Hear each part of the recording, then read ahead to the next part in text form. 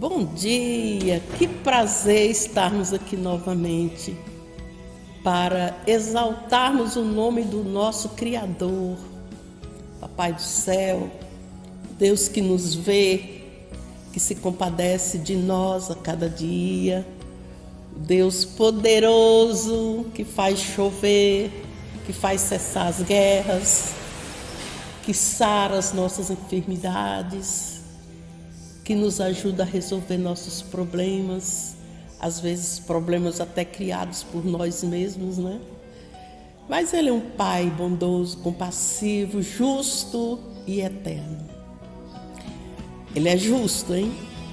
Não podemos nos esquecer disso.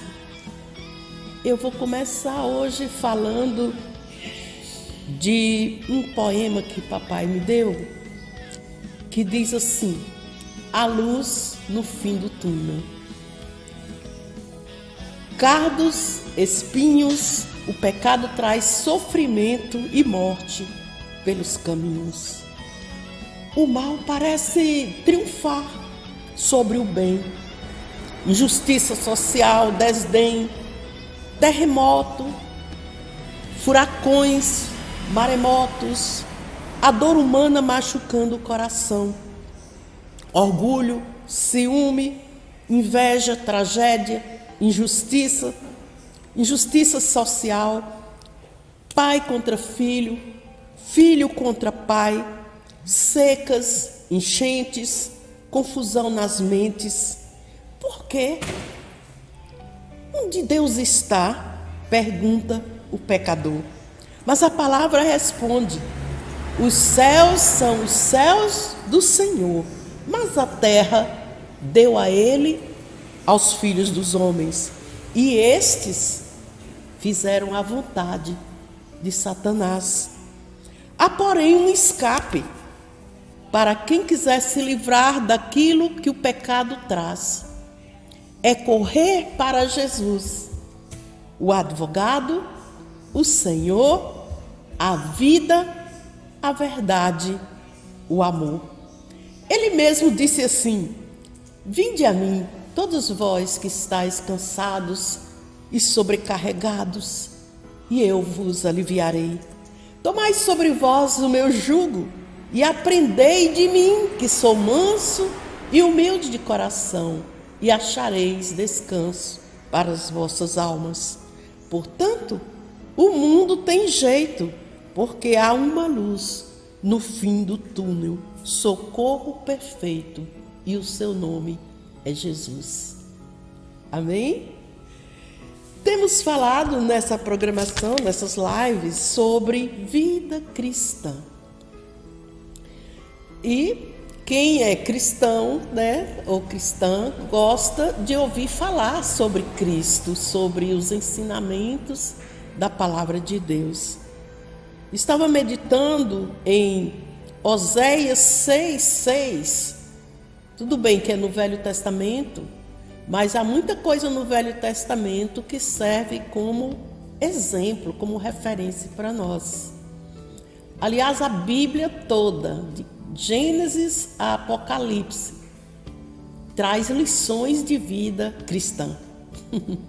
Porque ela fala do Messias, né? Lá em Gênesis, o Senhor, em Gênesis, logo no início, no capítulo 3, já fala dessa esperança, dessa certeza de que ele iria mandar o Messias, aquele que iria esmagar a cabeça da serpente, como aconteceu. Tudo que Deus fala na sua palavra se cumpre verdadeiramente, não é? E ser imitador de Deus é um conselho aqui do profeta Oséias, é um profeta menor chamado, né? Porque o livro dele é pequenininho. Então, para a gente ter uma vida cristã autêntica, nós precisamos imitar o nosso Pai, pois somos filhos. Você conhece filhos que seguem exemplos dos pais deles aqui na terra? Quando os pais são, assim, têm moral, têm respeito, boa conduta na sociedade, né, em casa, e que os filhos seguem o exemplo de seu pai, não é tão bom? É maravilhoso. Por outro lado, quando o pai é um mau exemplo para os filhos correm um grande risco de seguir as pisadas de seus pais, não é? Tanto o pai quanto a mãe. Então, se a gente procurar imitar Deus, alguém poderá falar assim, mas quem somos nós para imitar Deus?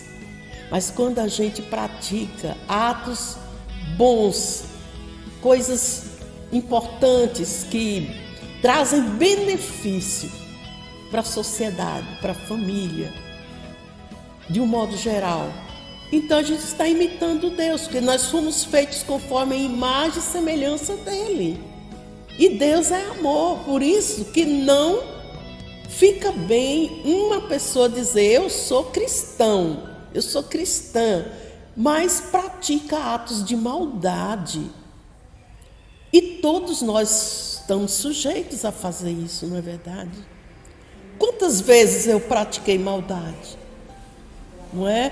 Por exemplo, julgar, falar uma coisa que não tem certeza que realmente aconteceu.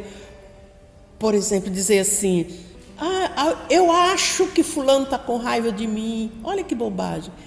E às vezes a gente faz esse tipo de coisa. Mas é aquilo que eu falei numa das lives. Olha, quando a nossa consciência doer, a gente corre, se retrata diante de papai e fala para ele, papai, eu pequei, eu fiz isso errado, me perdoa, em nome de Jesus. Nunca esquecer de dizer isso, em nome de Jesus, porque é Jesus o caminho. Então ele nos conduz à presença do Pai. Por quê? Porque Jesus pagou o preço em nosso lugar. Ele faz isso por nós, não é? Então precisamos ser imitadores daquilo que é bom, que é agradável, que edifica. E isso é maravilhoso. Lá em Mateus 9, de 35 a 37, você pode anotar isso aí, se quiser. João 14, 12, Romanos 6, 23, sempre estão nos instruindo a respeito disso, de ser imitador de Deus como filhos amados. E por que isso? Dizer que é cristão, para muita gente é ser batizado e ter uma religião, não é isso apenas. Claro que quem é cristão precisa fazer o que Jesus fez. Então Jesus foi batizado, ele foi para ser batizado. Então também precisamos ir. O que mais que Jesus fez? Jesus, em Atos 10, 38, diz assim, olha, Jesus andou por toda parte fazendo bem e curando todos os oprimidos do diabo, porque Deus era com ele. Então, os seguidores de Cristo, que são os cristãos, precisam fazer a mesma coisa. Se não, falar que não é a mesma coisa de ser.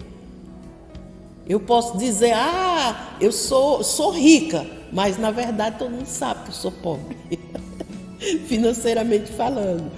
Mas a gente pode ser rico espiritualmente. Como? Fazendo o que Jesus fez, andar por toda parte, fazendo bem, praticando a justiça, falando a verdade, perdoando as ofensas, pregando o evangelho, libertando os oprimidos, tanta gente oprimida. Por que acontecem tantos suicídios? As estatísticas assombram a gente e elas são reais. Tantos jovens cometendo suicídio. Por quê? Porque eles estavam oprimidos, mas não encontraram pessoas para cuidar, para estar ali perto, para fazer a sua parte, fazer o que Jesus faria se estivesse aqui pessoalmente, não é? Mas ele deixou a igreja dele na terra para fazer isso. Ele deixou a igreja, que é você, que sou eu. Você já reparou? Jesus não criou religião. Não criou.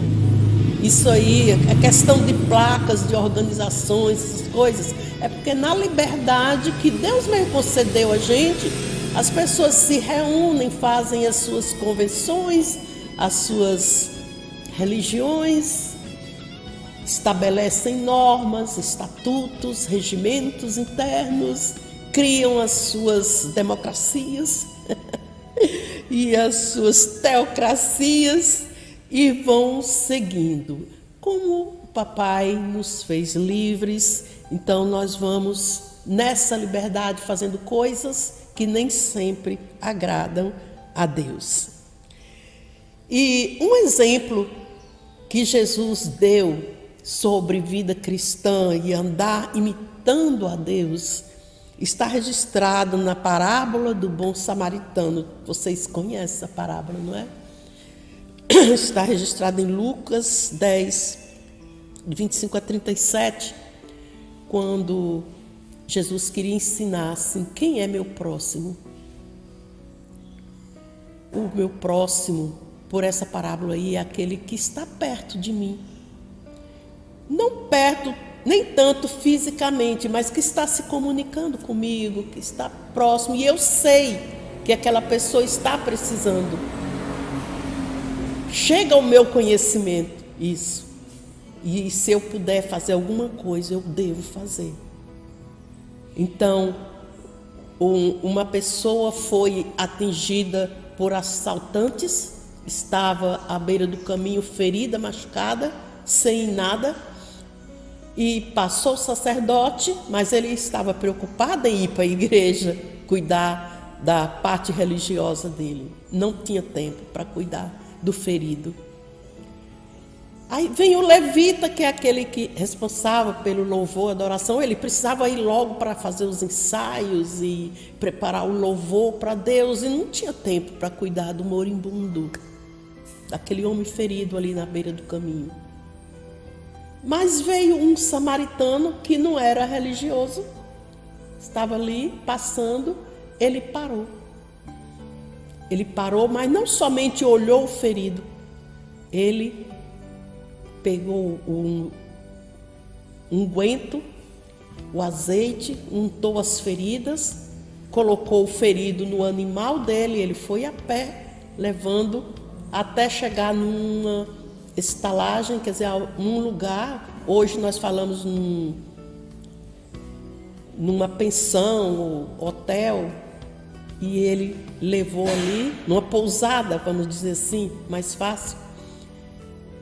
E ele chegou ali, pediu, pagou para colocar o seu amigo, que não era amigo, era um desconhecido, mas agora que ele cuidou já era amigo. Ele deixou ali, pegou, pagou e falou: olha, cuida desse homem aí para mim, que na volta eu vou pagar o que ultrapassou esse valor aqui. Ele não sabia quantos dias aquele homem ia ficar.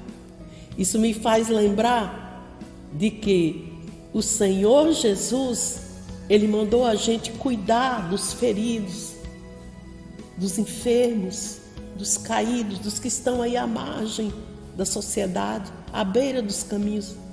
E a gente precisa cuidar também. E Jesus já pagou a gente. Já pagou. Como assim? Com o amor dele, com o que ele fez na cruz do Calvário, com a sua vitória sobre a morte e com as bênçãos que ele tem nos dado, ele já nos perdoou. E não há dinheiro que pague isso. Mas ele já pagou muito bem para a gente fazer as coisas para ele. E ele vai voltar e vai dar a recompensa. Ainda tem uma recompensa eterna para aqueles que fizeram a vontade do Senhor. Está vendo que maravilha? Isso é ser cristão, é ser cristã, é desejar para os outros o que desejamos para nós mesmos. Você deseja ser feliz? Sim. Então deseje que outros também sejam felizes. Você deseja justiça? Seja justo também com os outros. Valorize os outros. Faça como Jesus fez. Amém? Muito obrigada pela sua atenção.